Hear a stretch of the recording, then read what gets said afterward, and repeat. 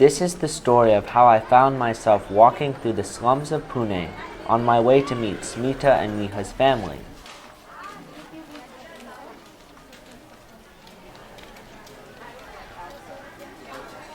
That's Neha on the left and Smita on the right.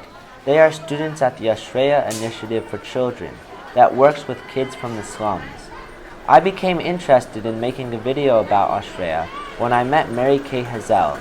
She is the one in the middle. So as you can tell from my accent, I'm American, which might make it unusual that I'm living and working here. But I actually went to university with the co-founder of our organization. So I had always known about Ashreya. I had always been aware that it existed, that they were doing good work. Mary Kay is the Education Development Director of the Ashreya Initiative for Children.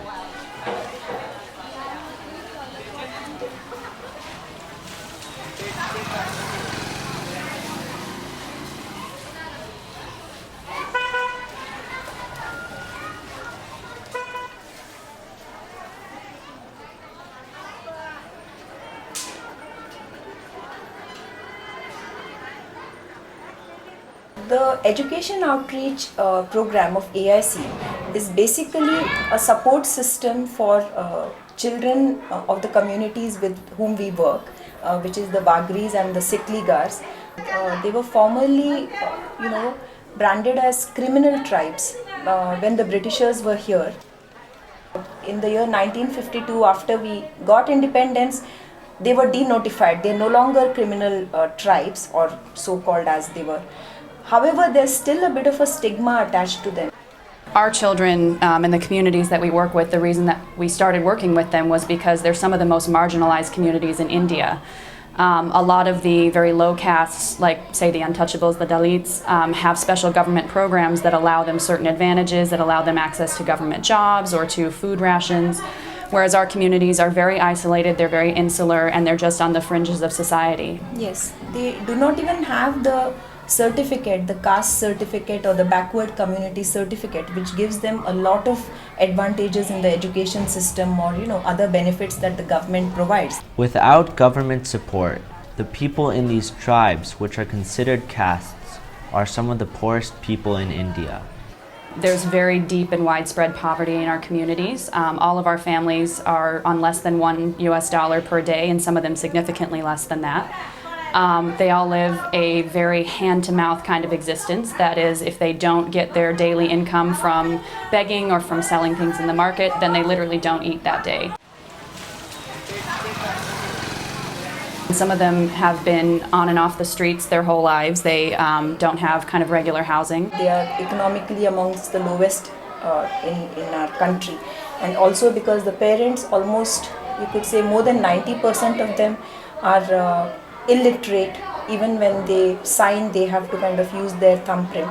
So those are the families from where our children are coming, and our founder Liz and Yulia and the others who started this program realized that if we wanted to empower them through education, it was absolutely essential to have an entire system running here, which meant besides being a resource center of providing them food and clothes and medical care, we also needed to have the educational aspect of it in place and running.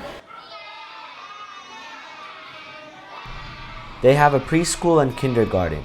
For grades 1 to 10, Ashreya supplies the kids with food, clean uniforms, and transportation to school.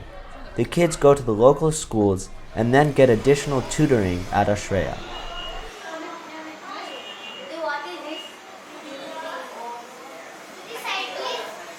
We open the center at 6 o'clock. They come, they eat breakfast. Some of them actually take a bath here. They get their freshly laundered uniforms, they get their school bags, and then they head in the rickshaw off to school.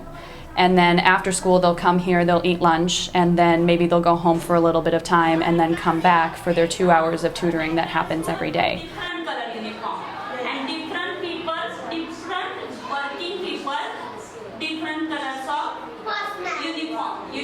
Our entire program has been set up to ensure that those kids both stay in school and succeed in school. MADE, made. SUCH, search. Made means हे काय आपलं उदयीपतीला बोलले होते. तर काय केलं आपण? After a 10-minute walk, we arrived at their home. My dad and I were warmly welcomed by Smita and Neha's family. We asked how Ashreya had helped them. It helped me in lots of way. My English was not so good and my study level was also very low. શું કહે ને થઈ જાય ને બધી dream આપણી પૂરી થાય ને not completed all dreams. My father is saying that it is not necessary that dreams should be like true, but he's thinking that all of us should be educated. But in India, it is not like compulsory that we have to educate. And so my father's dream is that he wanted to study, but the financial problem was there, so he wanted that we should study.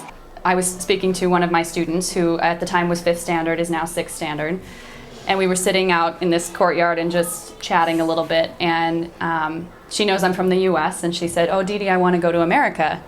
And I said, "Well, Suman, why do you want to go to America?" And she said, "Well, in America, big girls go to school.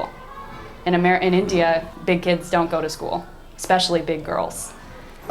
Especially girls don't go to school. Lot of them. Yeah, I mean, they're pulled out for marriage or for working in the home. We struggle to retain our girls. But then too, my parents are supporting me. Then too, I used to go to school. We have kind of a secondary focus on particularly women and girls empowerment, and on making sure that they have the education and the skills that they need to make a viable living. I also want to work like Didi. Oh, you do? Yes. Would you like to be a teacher and help other kids? Yes, like social worker. As we said goodbye, I realized how comfortable I felt inside their home and how gracious they had been to us. There were so many questions left unasked. I saw that Ashreya is truly making a big difference in these people's lives and in the community. So we're not supported by the government at all. We are a true NGO, non-governmental organization. All of our money comes from private donations, and mostly abroad, mostly in US, Canada, Austria, UK. But it's all from individuals, really. Occasionally we'll get grants and things, but it's usually families and people that are passionate about our cause that choose to donate to us. I was awed by the scope of the job ahead for Ashreya, but realized that it's a slow generational process and that each little improvement in these people's lives is a milestone. These milestones accumulate so that each generation is better off than the last.